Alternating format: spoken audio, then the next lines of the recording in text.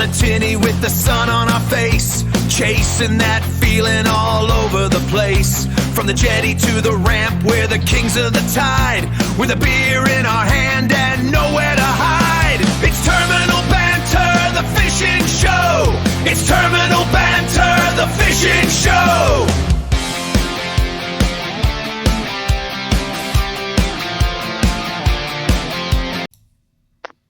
G'day guys, welcome to Terminal Banter, the podcast. I'm Pete, or R.G. Tonight we've got with us Dunkz. Say g'day, Dunkz. G'day guys, I'm Dunkz. And with us we've got Aaron here from Aussie Rattlers. How's it going, mate? Good, thanks, mate. That's good. So you probably noticed, if you're looking at our YouTube, we've got things going a little bit different here. This is the new format, and I've just got to remember to press record, unlike the halfway through the session just then, and I looked over and realised that record hadn't been punched. So we're going to do it a second time, and we're going to do it a lot better. And yes, RG, me, I'm responsible because I'm pressing all the buttons. So we went through a quick what's firing. I'm just going to sum it up for you guys that if you're in New South Wales, you're lucky. You got the greenies, or big greenback tailor, the choppers, or the smaller tailor are firing. Flatties are still out there, which is great. Inland, where Aaron is, cod's still firing. The Yellowbelly's going. Reddies are on the hunt. Down where Dunkz is in Newcastle, he said the bass have gone quiet, but that could be because of water clarity. Over here in South Australia, we've still got the salmon running. We've got a couple of flatties out over in the Yorks and Eyre Peninsula.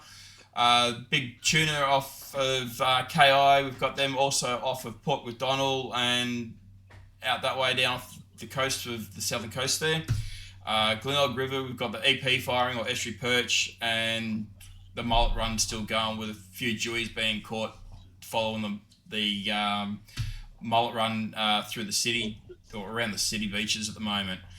No squids being caught because there's a ban on squid at the moment over here. Garfish, there's no catch on them because they're banned as well. And that's all because of the algae bloom that we've had over here. We're trying to bring the stock numbers back up. So we'll head over to you, Aaron. Aussie Rattlers. Aussie Rattler Lures. Yeah, mate. Good. All right. Fill us in. Tell us a bit about what you do. So, it started quite a few years ago with buying spinnerbaits, and couldn't get quite what I was after, and if they did, it was off the shelf. So me and my brother-in-law finally decided we'll make our own. And he started cheating by buying in the heads, and then I actually went into actually moulding them, and then just been making them ever since. And then I'd stopped making them for a while, and then went back into it and went over to the fishing shed Bathurst after some soft plastics. And while I was looking at the plastics, Coley was looking at the spinnerbaits, and he goes, "Do you sell these?" I said, "No, but I can." And he goes, "Well, you come up with a name and a logo and packaging." He said, "I'll take 15. So that's where it pretty much all kick-started. I will say Coley is coming on next. He's our next guest, and he is an absolute legend with what he's done with the fishing shed at Bathurst and going over to Cowra now. Yeah, mate. Yep. He's he's been pretty good to me, and they've just taken off better than what I expected. Well, considering he's gone from we'll go more into this with Coley, but they're going from his backyard to a shop, and then within a year into a second shop. Man, yeah, mate. Yep, killing it. He is. Dunkz, you do a spinnerbait within the Dunkz lure system. What was your what do we call it? Influence for doing my that? influence was, well, I was interested in Aaron's spinnerbaits, and me and Aaron started talking, and it so happens that my daughter gave me a mould. She acquired, anyway. I had it for a while, and I thought it was for jig heads, and I didn't know nothing about it. And I think I was showing Aaron, And he goes, "That's a spinnerbait mold." That's it, mate. Yep. Remember it all too well. And yeah, so I started from there. So I started, I collected all this lead, and yeah, now I do the spinnerbaits. So I was bored. I was started off with painting the hard bodies, and then the spinnerbaits come along. Well, actually, I decided to have a go at a few little ones that I started with that were actually a lot smaller than a spinnerbait. So, and I was putting the soft plastics on them. So then I come across this mold and didn't realise what I had, and then Aaron told me, and so I got into it from there. It, yeah.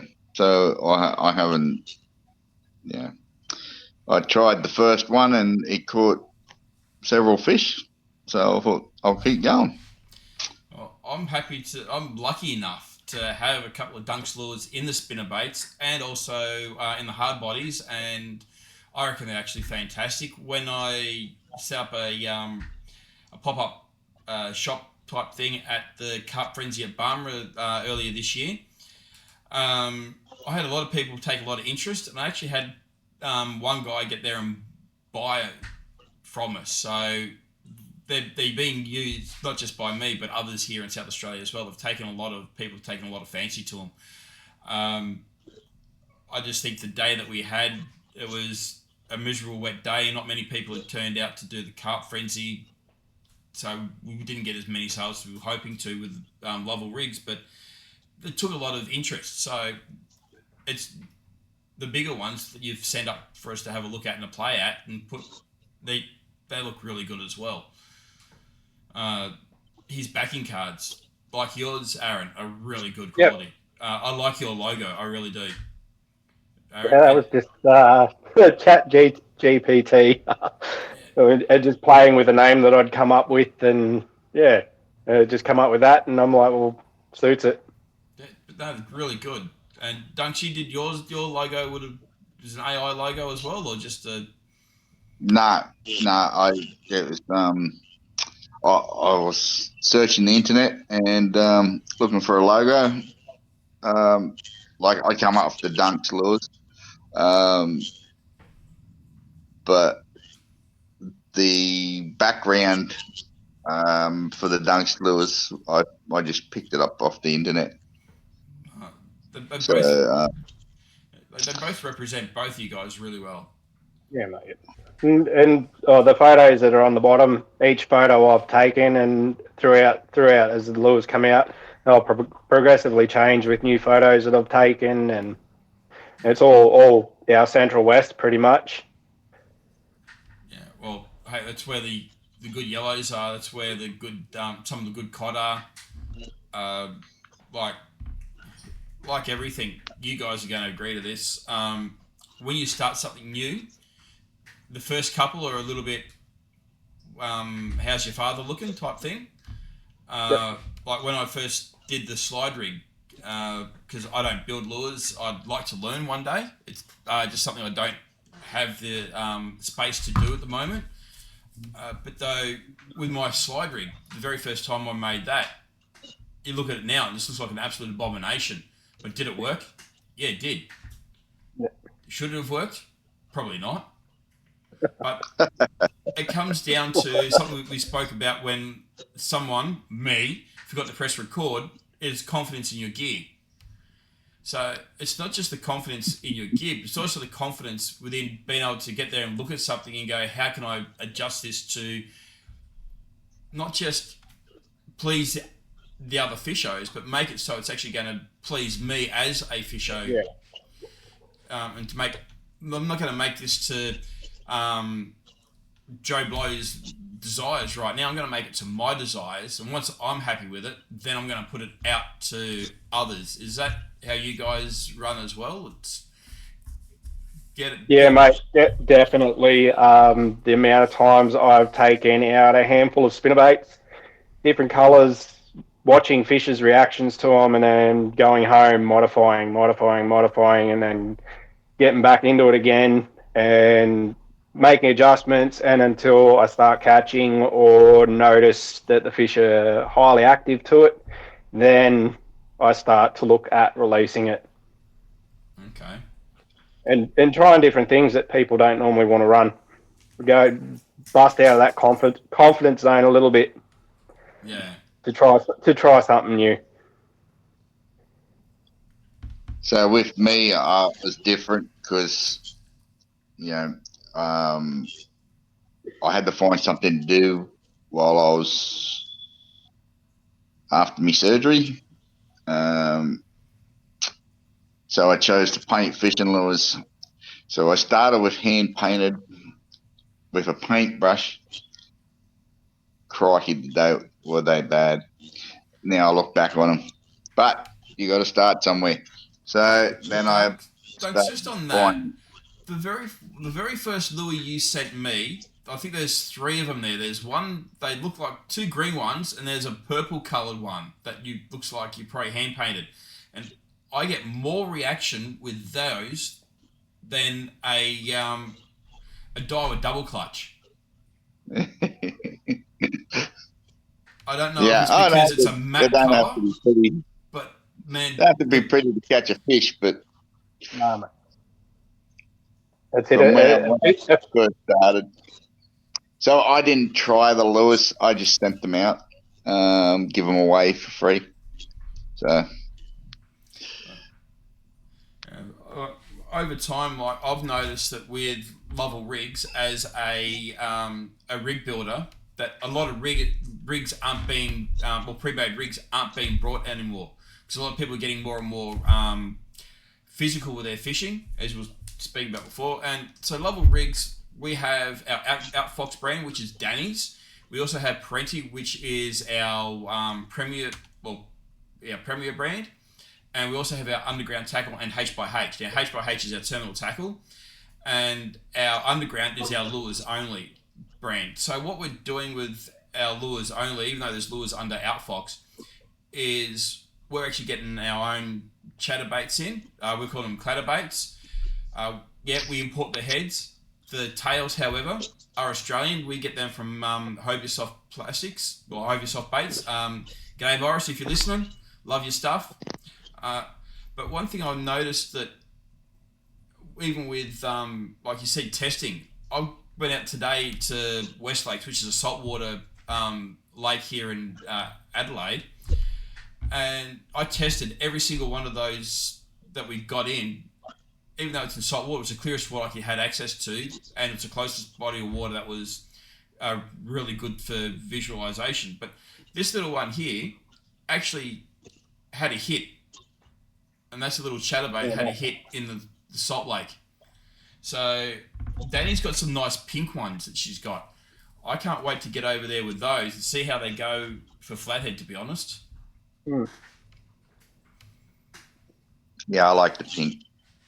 Oh, we know you like the pink. And rest in peace, Pinky. So, speaking of Pinky, guess what I've done? You made another one? I now have another Pinky. Ooh. But this one's see-through. Nice. Yes, it's not finished yet, so I can't show anyone any of it. So. Though you're just saying that with your you like pink, you've also done spinnerbaits that you call the flamingo or something like that. Yes, the flamingo. Yeah, because they're pretty good. Yes, I've made a couple of them now. Still yet to try them properly, but I'll get there. So if you do want to get your hands on a Dunkz lure, jump on the Facebook page, hit him up. Try and give him that confidence to get there and build more. because he does a damn good job. Don't take anything from Aaron. Aaron's brilliant as well, but Dunkz, yeah, we're all for getting there and backing everybody. And we're talking about plastics and hard bodies and stuff like that. Over time, we've said a lot of rigs, I've noticed a lot of rigs aren't being brought, so we've got to diversify now. So we're bringing in lures, and I've been testing them today. I've tested the Chatterbaits, and I'll get there and I'll bring these out when I start getting more in. But over time, have you guys noticed that fishing has become more physical because of the different plastics, the different hard bodies, the Chatterbaits, the swim baits, the Spinnerbaits, the vibes and stuff like that? Yeah, definitely. I guess as we were talking before you forgot to press record, it's more like a hunt now than ever. Having those different type of lures to get the fish to strike in a different way. And 100%. just so you guys know, I will be getting a piece of paper and sticking it to the monitor, which will say hit record. Yep, definite. That's a good idea, mate. Yeah, mate. Yep. So yeah, like I said before, when you didn't press record, but a lot of people are getting into soft plastics because they're finding it a bit more competitive. Maybe, I'm not sure, but and yes, they are doing a lot of surface fishing. Yeah. I think that's the thrill, maybe, of seeing the fish hit the lure on the surface. Definitely. I think, yeah, I've had a few that's hit the lure on the surface, and for me, that was amazing. So the adrenaline rush is huge. that was exciting. Yeah. Especially when it happens at your feet. Yeah, I've had a few hit my lures at my feet. Yep. And that's a different experience. Out the side of the kayak, I've found that with a little Berkeley brims. I love using Berkeley brims for Redfin. I don't know what it is. I just seem to hit it really hard. There's only 3 colours I like to use. The black one, there's one with the orangey eyes, and more of a cleary type one. And they'll hit them all day, every day. And this one, I was just coming in, just playing around, smoothing the rod backwards and forwards just to clear a bit of weed off. And I had a silver smash it just at the edge of the kayak. And to say it scared me is an understatement, because I did not expect to be hit just not even arm's reach from the kayak with probably that much underwater with the lure. Yeah, definite. I've heard stories of big cod hitting surface lures at the bank as they're lifting them out of the water. Yeah, I've had one chase me up the bank for a spinnerbait, literally launch up onto the bank. Yeah. And then I got a video on me Facebook page where I actually got snagged up, and I've literally had the chatterbait right at the tip of me rod. Went to pull it up, a yellowbelly struck at it, and then I've literally dropped straight back down. Didn't even think about it. Just let the bail go, let it drop to the bottom. I was jigging away and ended up coming up with a cod, and all within 2 meters of the kayak. Would you call that an upgrade? Hey, yeah, I reckon. Yeah, definite.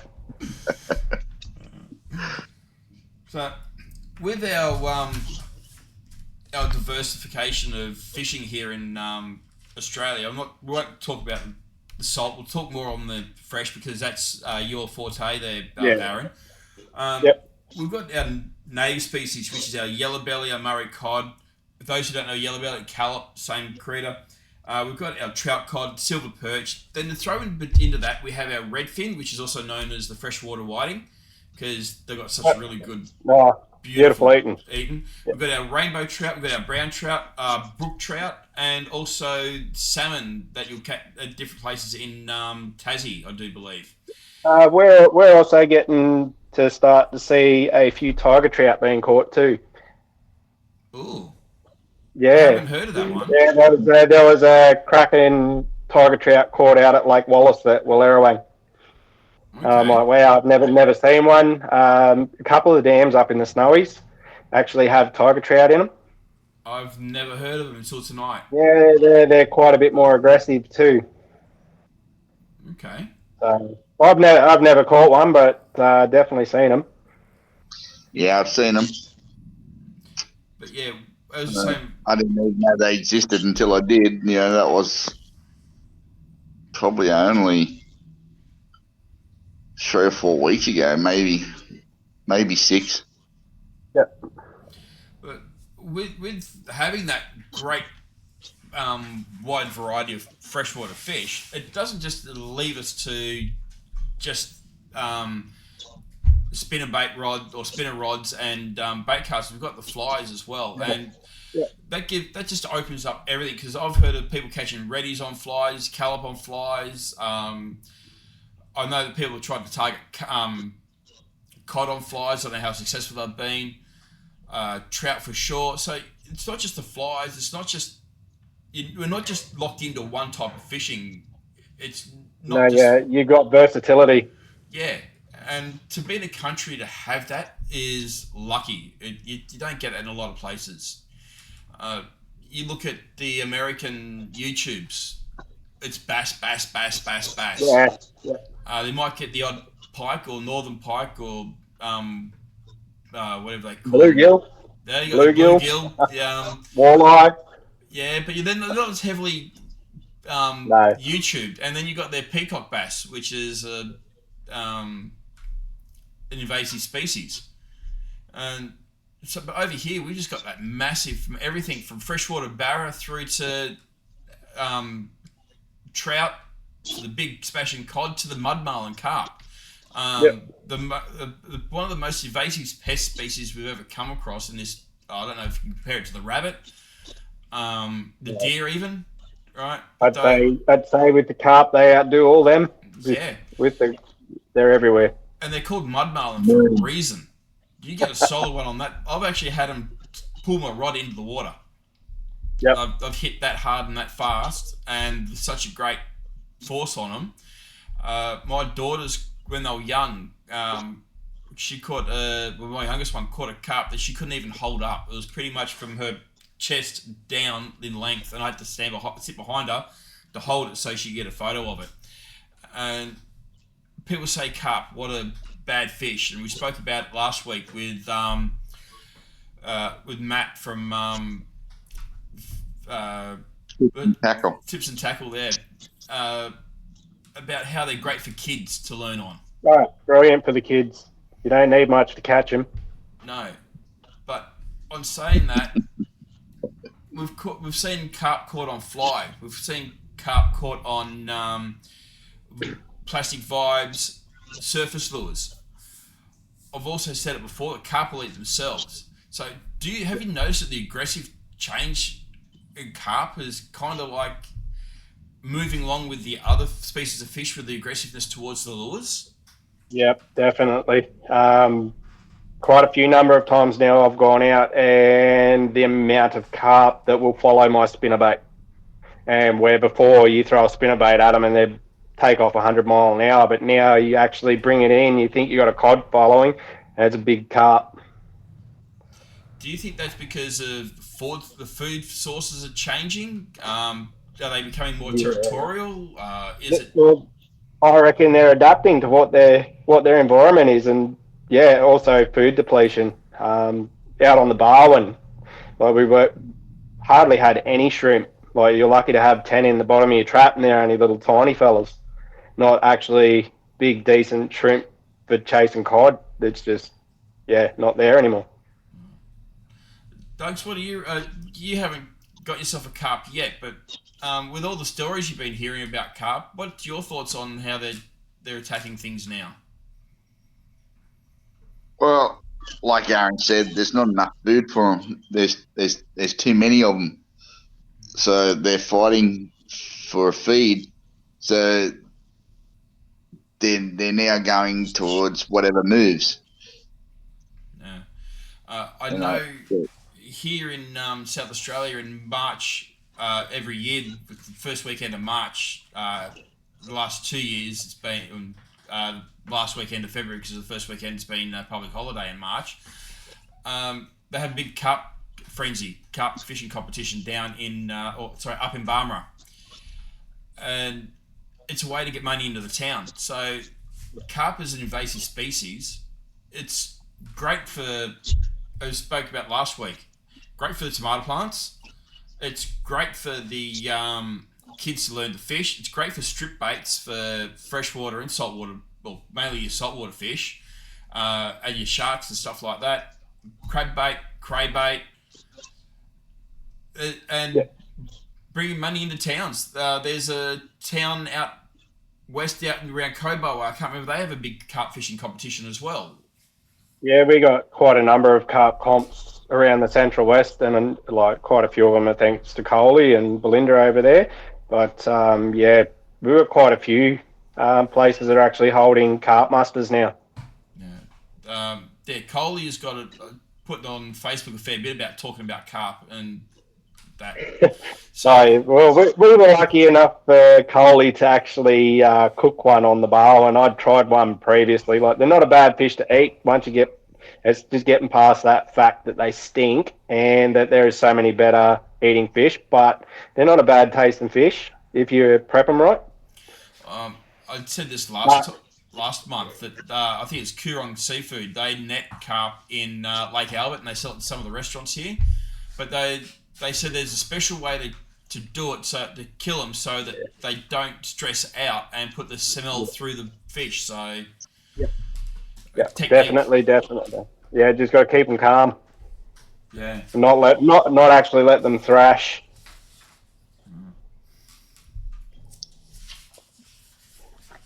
You're going to say something? Yeah, I got friends that reckon that's a delicacy from their country. Yeah, they cook carp once a year, and they reckon it's delicious if prepped right. So, well, they reckon hare's delicious if it's prepped right too, but yeah, I don't think I'll be going on that one for a while. But if you don't know, if you're hungry enough, you're going to eat anything. Oh, that's it. But talking about the trip you did with Coley just before, you put up on Terminal Banter there a quick video of your kayak that you did, and you said it was a well, when we were talking about it before the show and that, you're saying that the kayak's a fish kayak, which is a really, really good kayak. Lovell Rigs is a dealer with them. We've got them on our website. Coley's got them at Bathurst, and I don't know if he's got them at Cowra at all. Yeah, he's doing them both at Bathurst and Cowra. It's just you got to order them through him. Yeah, it's the same with the website, but we're only pick up here in Adelaide. We don't do delivery, and we're not putting them on the truck. Well, Coley's not too bad. He delivers, which was lucky, which was handy. Yeah. So tell us more about this kayak. Tell us, why did you pick the kayaks to fish kayak? Because I have a rough idea. My idea, I don't know if it's the same as yours, because it's got a really, really good wide footprint for stability in the water. Yeah, mate, that was one of the keys. It was the fact that it's still lightweight, but the primal kayak I had before was too small to be able to do the drift, as we were spending 5 full days in the kayak, drifting the river. And it was just the sheer fact of the storage, stability, having plenty of room, and the actual being able to have all those accessories and the capabilities for the accessories to be able to fit and to be able to modify yourself. Now, we talk about the modifications of the accessories. You have a very special piece of equipment on that kayak of yours. Yeah, mate, I'd been eyeballing it for months at the Bathurst Fishing Shed. It's a Huswing electric motor, and it had a variable poundage motor, which you don't see. You pretty much get stuck with what poundage you order. And when I spotted this one, I'm like, I have to have it. And it has been a big game changer. When you're telling me about, I'm sitting there going, "Oh, geez, that's Yeah, like yeah. I'd kill for something like that, particularly with having bad knees." Yeah, it's really handy in the rivers, especially because we've got two different types of rivers here. We've got the Macquarie, which hardly has any flow to it, so you don't need a lot of power. But then you go out slightly out west, and you've got the Lachlan, which blows quite hard 90% of the year. It very rarely slows down, and being able to adjust your motor so that you're just sitting in the current instead of being too quick or too slow is the big game changer. So I can actually sit on a snag for as long as I want and not have to worry about drifting away. So how long did it come up? How long did it take for you to come up with the setup that you've got? Was it a lot of placements and then change the placement when you actually sat down and had a look and gone, nah, it's going to be better over here, slightly to the left, or and then bolt it down, or you just No, because I've been fishing with kayaks now for quite a while, because of just being able to fish a lot more of the river, is you sort of learn where your placements are and what you want where, and how you get a mental picture on where you want stuff to sit, so that you can still use the pedals, or you can actually swap back over to the paddles. Like if you're drifting in, like you go into a snaggy area to flick around the banks and whatnot, you still need your paddle to be able to push back out or to maneuver around where you can't get the electric motor to go. So it's just yeah, being able to like knowing where you want stuff is the big key. yeah. So is there anything that you learnt doing this? What's one thing that you take away from it that you? That I don't like pedal. I like the pedals, but when I'm fishing, like flicking spinnerbaits and whatnot, like I literally have a big spinnerbait sitting in a pile of snags, and when the kayak all of a sudden diverts, and you don't then you've got to try and keep pressure on the spinnerbait while you're adjusting the rudder steer. So yeah, I definitely don't think I'd be going back to pedal. Okay. But Um, it's no. So that's in, that. in, That in the in the dams and lakes, or slow flowing, and I didn't want to carry the extra weight, then I wouldn't worry about. I'd go back to using the pedal. But in a river where you're always constantly changing, the current's always constantly changing. You don't always just sit there. Slight breeze comes up, and the kayak's heading the opposite side of the river to what you're casting. I just like to be able to set me way and just sit there, okay. where the electric motor comes in really handy. Dunks, you do a bit of kayak fishing as well, don't you? I do. I have a King's 2.7 meter kayak. Very lightweight, easy to use. It's got no pedals, of course, um, but I find it quite good. Get anywhere in a kayak, you get places where you can't get into a boat with a boat. So I think the kayak in most places are, better than taking the boat. So What my opinion, in a dam, in a river or a creek, if you're going to take anything, you take your kayak. So Yeah. I've got a kayak. I can't remember the brand of it. I've had it for quite a while. Got it from a guy out in Port Adelaide. But I am going to be upgrading to a kayaks to fish pedal kayak, mainly because of the fact that with some of the ailments that I've got now, through to having cancer removed and stuff like that, I don't have that lung capacity to keep doing this all day. So the pedals are going to have to be my bit. So, and on that, I like to get there and keep moving as I'm casting, and where if I get into a bit of a current and I've got my kayak paddle, I'm trying to move away from a rock place or something like that. I tend to got to put the rod down, and if it's got the bites, some of them, some quick hits. Yeah. Unless you got Redfin, they just take it and they just want to keep running with it. It's just for me. I believe the pedal will be better, but like you said, you like the paddle. I think it comes down to horses for courses and what's going to be better suited for you. But as I do believe that with I'll have to double check this, but though with the kayaks to fish stuff, with those pedal kayaks, you still get a paddle, don't you? Yep, sure do. So that way, you got the best of both worlds. Yeah, that's it.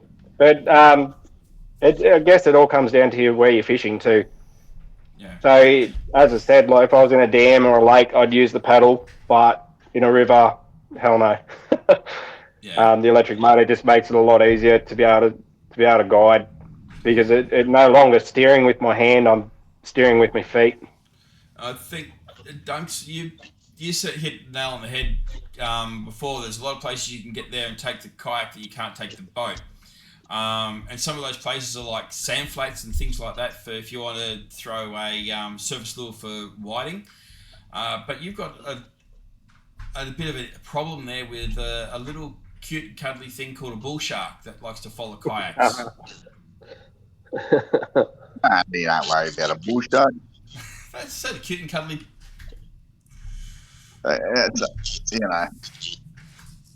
It's like anything. You got to take a risk. That's the way it is. Unfortunately, even in the river systems, you got bull sharks. So yeah, even freshwater, they're going miles up into the fresh. I think the Brisbane River up in Queensland, 100 k's. They've caught them up something to. like that. Yep. I'm not talking massive ones. I'm talking smaller ones. But though Mum does get up there as well. They've had horses go missing and things like that along the riverbank. So, well, when you look at it, watching documentaries and whatnot, the Fitzroy up in Northern Territory, how far they go up there, how far the bull sharks actually run up into fresh is unreal. Talking about the territory, Dunkz, you had a interesting little thing down your way that's supposed to be up in the territory. What's that? The crocodiles that were caught behind Bunnings there. Oh, yes. Yes, somebody. It was a saltwater crocodile. They had to capture it because it wouldn't have survived here. Only a little bit chilly for them. Not overly chilly, but just a tad. Yeah, just a tad. But so yeah, it would have eventually died if they didn't catch it and take it out of that water. So we spoke before. How long it's been there, no, but who knows? It could have been there for a long time. Yeah, but as we spoke before about the carp being such an invasive species, being able to adapt to different things. What would have happened if there had been two crocs just dumped there and they have adapted to that environment? It's not just the fact that that environment could have killed the crocs, but though that the crocs could turn that environment, if they had been able to adapt to that, could have turned that into a nasty outcome for a lot of people. Because that beach down there, it wasn't a very big one, so somebody obviously raised it till they couldn't keep up with it anymore. But yeah, even something this big will bite you quite nicely. Yeah, it'll ruin your day. Might not lose an arm, but it'll still ruin your day. That's it. So yeah, somebody couldn't look after it anymore and just thought, well, I'll get rid of it. Talking about just getting rid of it, you look up at Queensland, you guys with the chatterbaits and that would love this. The tilapia up there, they're aquarium fish that are just being released into the water, and they've just exploded. What is it? It's law. You cannot eat them. You have to get there and kill them and bury them. And you can't bury them on the. No, sorry, you don't bury them. You've got to put them in the bin because you can't bury them on the riverbank because of the way the way they breed. It's like they have to be disposed of under the harshest. Yeah, they've got worse conditions on them than what we do on carp. South Australia, we can't even put them back in the water. So the law changed down here in New South Wales. Now you can put the carp back in the water if you want to. Yeah. So, but now with going back through this, right? We talked about the kayaks and that, and a lot of us, pretty much everyone I know, uses kayaks, lure fishes out of it. Every now and then, I'll get there and I'll throw a soft plastic ahead of me, and I'll trail a float line out the back with a bit of fish on it for chasing mullies through the onk. Trawling is one of the major things that you find with kayaks. Yeah. Do you find that trying to maintain a certain speed is hard using a paddle, or you just find that you can get yourself into a nice rhythm and just... No, you can get yourself in a nice rhythm. It's just knowing what like how fast, like knowing your kayak, I guess, pretty much, is to know where, and watching your rod tip's a big one. Getting that nice jiggle to it, and you're sitting at the right speed. Once you work out how fast you're paddling and whatnot, then you're pretty well set. I find anyway. What about you, Dunkz? With your yak, you do a lot of cast and retrieve, or you trawl as well? I troll as well, so I paddle, but I can paddle for ages. So I just paddle around and get to a certain speed, watch me rod tip, make sure it's not bending too much, and keep it at that pace. Me personally, when I'm trawling, I love watching that tip of the rod just vibrate, and that can become memorable. Take your mind off everything. Basically, you just get there and sit there and just stare at it and just focus on that and that alone. It's like hypnotic. Yeah. And then all of a sudden, it just stops and goes like that, and it takes a couple of seconds to realise that, hang on, that's going that way because it's on something. It's or you snag. Yeah, and it's like, when you snag, because the whole kayak goes that way. Yeah. But yeah, it's like, whoa. So, but yeah, with over here in SA, all our reservoirs, we can't have motors, and we can't have petrol motors, we can't even have electric motors. So it is paddle or pedal over here with our kayaks. West Lakes as well, like I was saying before, there's Salt Lake that's in over the west side there. That's no motors either. But once you get out in the ocean, you can have your little, or even up the river, you can have your motor on it, the electric motor. But then again, we're also limited to what thrust we can have. Because here in SA, once you get over a certain pound thrust, you actually got to register your kayak. Yeah, we're in New South Wales at speed limit. Okay. Oh, pretty much. If you go over, if you can get your boat to come off the plane, it's usually you got to register your boat. Okay. So everybody goes and buys a little tinny with a 9.9, because back in the day it used to be anything under 10 horsepower you didn't have to register. I'm pretty certain it's still the same way. Okay. Yeah, it doesn't, as long as it doesn't go over a certain knot. Yeah. That's quite good to know. I think I have to get there and move over. Convince Danny to move back over to New South, man. All the people I know well or have get on really well with are from the eastern states when it comes to fishing. Most of my customers to wholesale is eastern states fishing. I miss it. I miss fishing for whiting and flaties down at Corner Inlet down there at Wilson's Prom, to the big greenies and that off Newey, and whatever else as you follow up. Even catching yakkers and brassies as you head up through Coughs and that, the yellowfin brim. You miss it. Yeah. But over here, I've caught snapper that's been 12 kilos. Yeah. So, I guess you We've trade been- off. We've been pretty lucky too, because they've just opened up bow hunting carp in New South Wales, which has been pretty cool. New way of managing them at least. So They've banned bow hunting here in South Australia, full stop. yeah, Yeah. So, No good. no. Yeah. So, what I'd like to get there and do now is I've got a mate who's got he's got two bands. One's called Revel, and the other one is called Audio Rain. Now, Audio Rain is an original band, so they don't do covers, they don't do any of that type of stuff. But Revel is his cover band.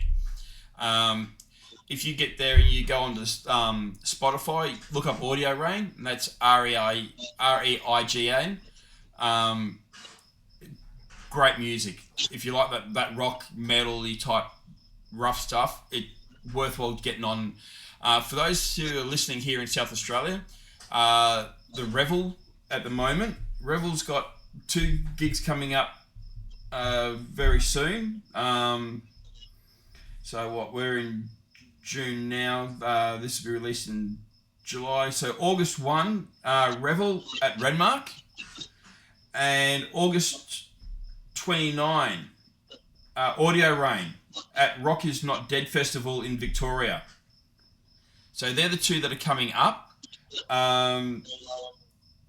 So yeah, they've got quite a few good ones coming up, festivals and stuff like that as well. But yeah, get on to Audio Rain. Now, what I'm going to do is I'm going to do a knowledge thing once a month for every podcast. Audio Rain, they're going to get there and we're going to be raining knowledge with Audio Rain. So this raining knowledge part right now is I've shared this knowledge with Dunkz. Back in 1980s, did you know that the bait runner reel was actually invented and designed in South Australia? Then Shimano got there and IP'd the name or trademarked the name bait runner reel and took over and now you might find a couple that are called a live reel or a bait feeding reel. So there's your bit of raining knowledge with Audio Rain right there. So anyone who's got some little bits of information they want to get there and share with us, jump onto the Terminal Banter Facebook page and leave a couple of bits of information. Dunkz, you got any knowledge there you want to get there and share with us? I haven't looked into the bait runners at this point. I know I have 2 of them. I use them, and they're pretty good. So,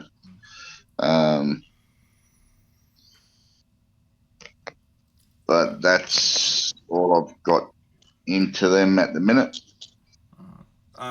So you got any knowledge that you want to share with us? Something that most people wouldn't know there, Aaron? not offhand, mate. Not Not offhand. No. Okay. So I'll be. Who was it?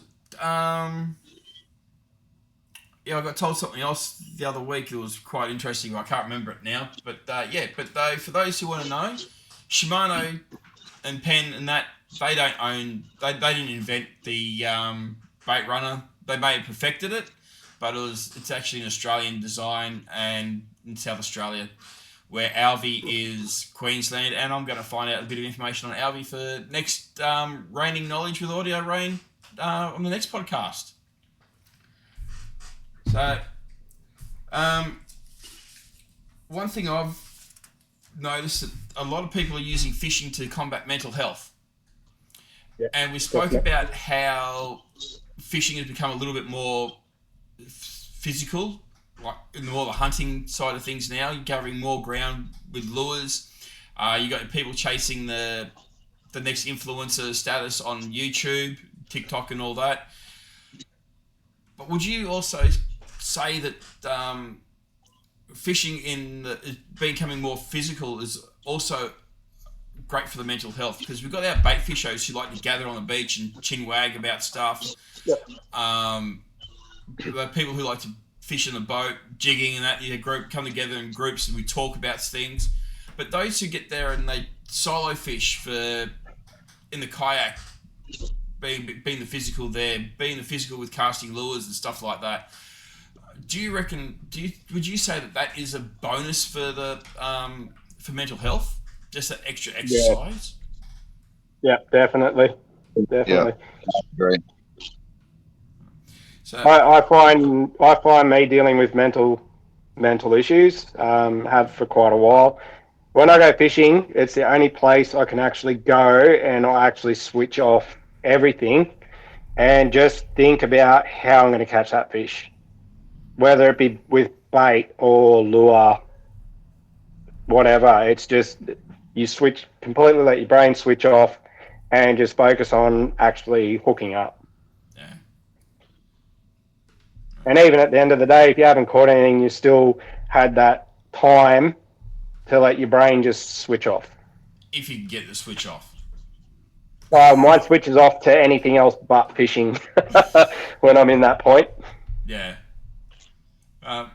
What's your thoughts on that, Dunkz?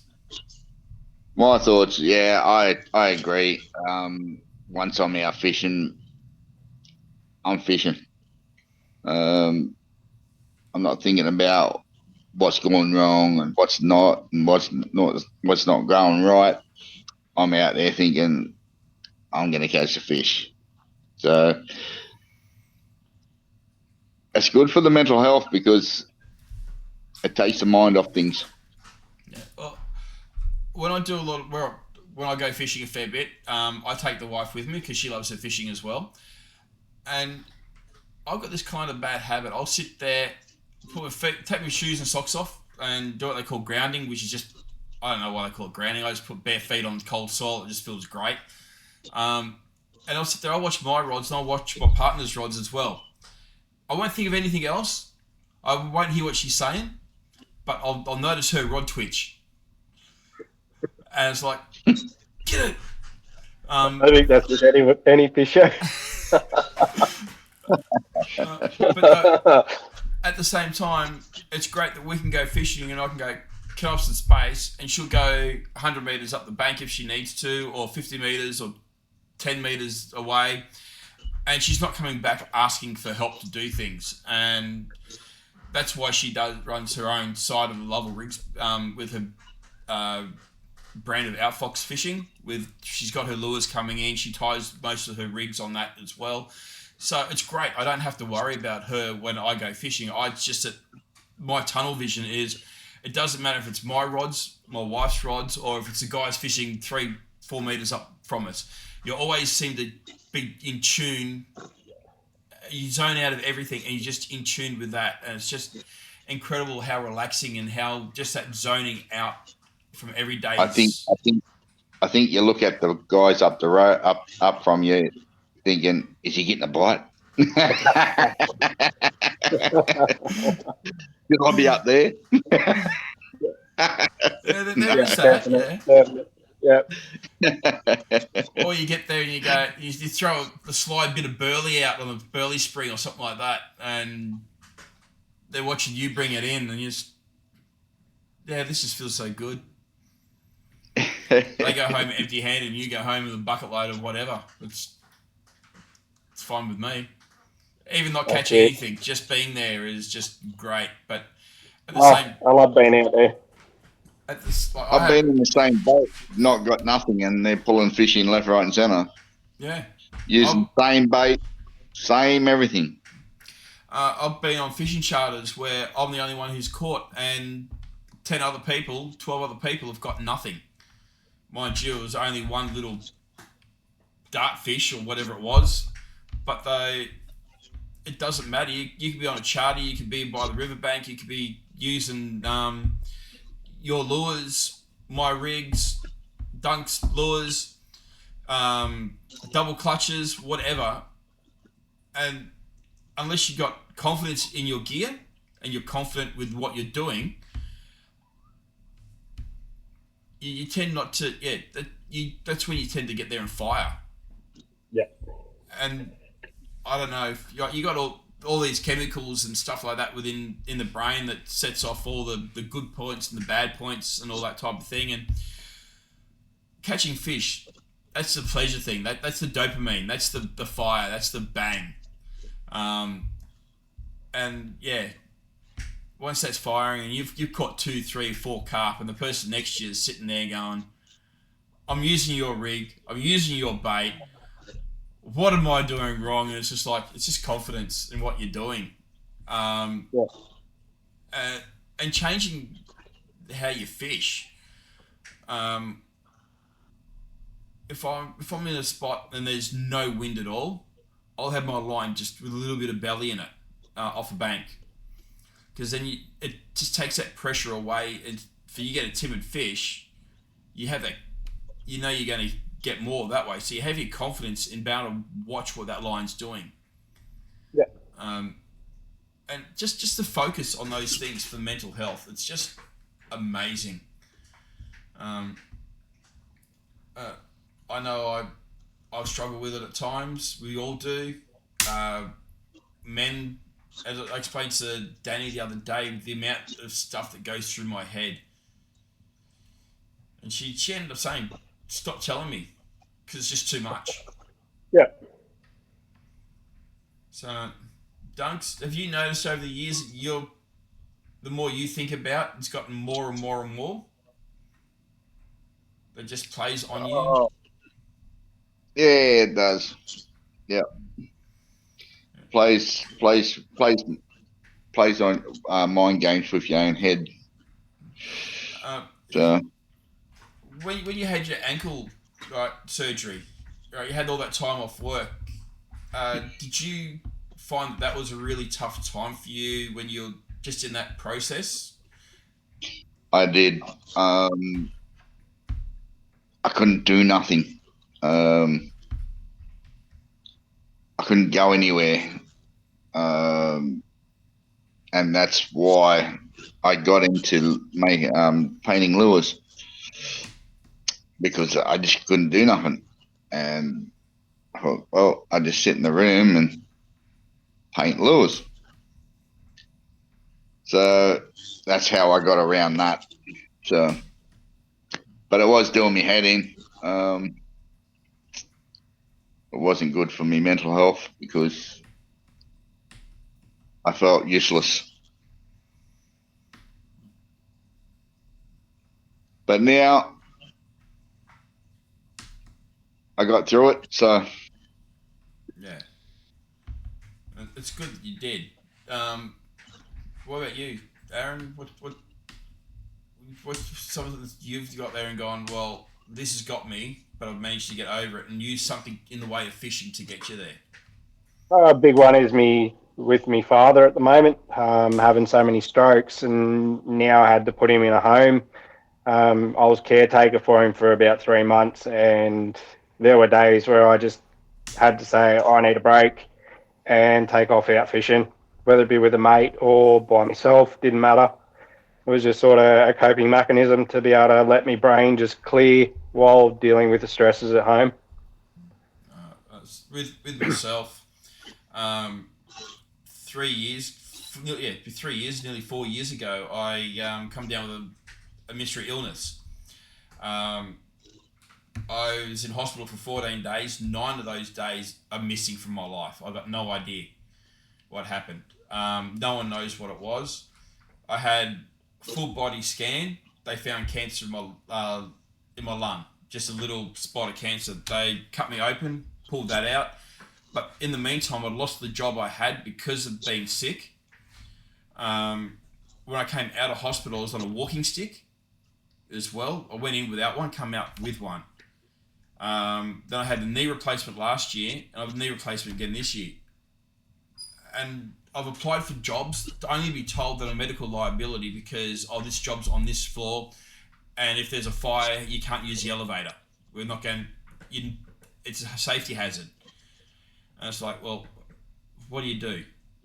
So what I've done is I've immersed myself into level rigs, tying rigs. I've found that because I haven't been able to be that mobile to get out to some of the places I love fishing, that just the tying of the rig, no music, no noise, pure silence, and just focus on doing that. To me, I found has helped me a lot, because not only have I struggled with that part of things, but with my knees, they're military injury. I'm fighting DVA as well. It's taken me over 20 years just to get my white card, and then they hum and ha about what's what and what they want to do and what they don't want to do, and that there is a big strain. So financially, we haven't been doing well. We keep our head above water, but just. I owe a lot of thanks to Danny's parents for not making us pay rent in the house, which is great. If it was that, we're gone. And that's the biggest thing for us, is that another thing that's kept me going, particularly this year, it's been really tough for me.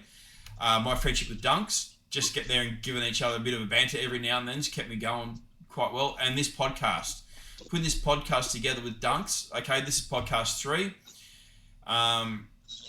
Work in progress, I know, but I think we're looking at this about 2 months before we even got the first episode up.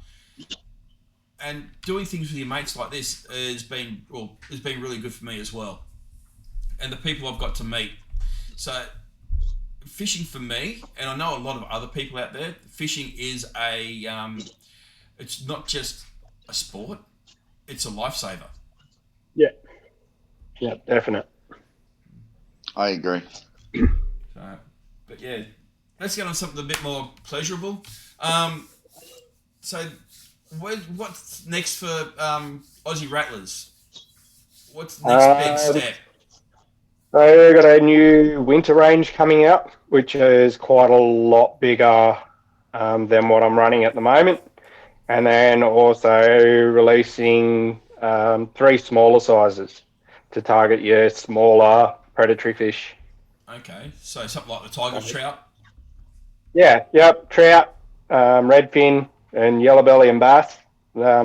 They seem to like smaller spinnerbaits, so just managed to get my hands on a smaller mould, and now introducing 3 smaller and 3 larger sizes. So now, I need to get my hands on one of your lures, so I'll be in touch with you soon to grab one. Dunkz, what's coming on you with Dunkz Lures? Well, I've just done a salt water spinnerbait. So I've tested it. It works. So now I'm going to put it to the real big test and put it in the salt water and see if I can catch a fish. Okay. So that's new. But that's about it at the minute. I haven't done anything new. Everything's the same. So now for all but except for I'm changing to C3 lures. So they're supposed to be the go now. So after what I've read, they're definitely gonna work 100% better. So I've got to get there. I'm going to keep an eye on that, follow that. But one thing for those who are listening, they go spinnerbait saltwater. That's a freshwater lure. I caught one of my biggest flatheads on lure up in Bribie Island in Queensland on a gold Tassie Devil. And it's the old style, and it's hanging up here behind my computer. That baby there caught me my largest. It was a 65 centimetre flathead off the sands at Bribie Island. So, and that's the old style with the wire line through it and everything, not these new ones. So for those who say that spinnerbaits are freshwater only, to me, I don't believe there is a freshwater lure or a saltwater lure. Even your Redfin will take a metal lure.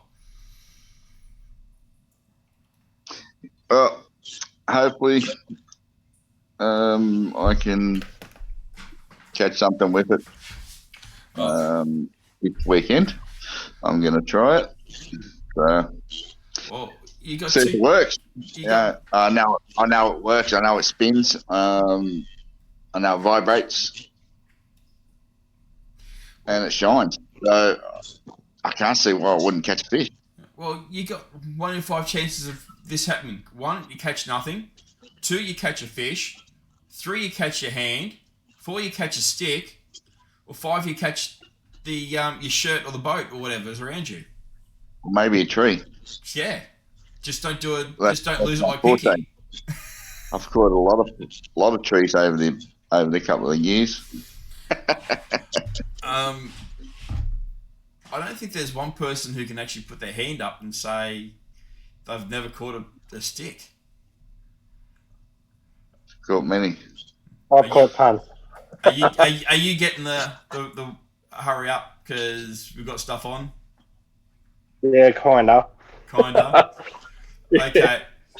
We'll be nice to Mrs. Aussie Rattlers, and we'll wrap it up here. Aaron, would love to have you back on again,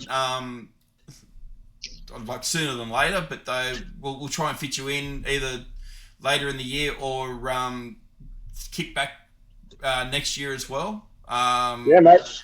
Always. We've got a couple of people who would like to have it come on as regulars. You're one of them. So yeah. This has been Terminal Banter episode 3. You've had Aaron from Aussie Rattlers. Thanks for coming on, mate. No, too easy, mate. Too easy anytime. Coming on, mate. Been a pleasure. Got to get one of your spinnerbaits off you. Yeah, mate, for sure. Got to give it a run in the Resi's up here now that Warren's up and running. Legendary Dunkz, good mate, great co-host.